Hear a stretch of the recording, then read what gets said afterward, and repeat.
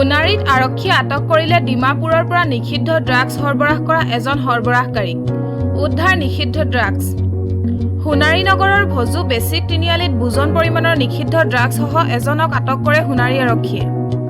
সোণাৰীৰ ভজু ৰেল ষ্টেচনৰ পৰা উজনিমুৱা ইণ্টাৰচিটি এক্সপ্ৰেছত আহি এখন ই-ৰিক্সা যোগে সোণাৰী নগৰৰ অভিমুখে আহি আছিল মুকচুং জুকবান জমিৰ নামৰ নাগালেণ্ড ডিমাপুৰৰ সৰবৰাহকাৰীটো।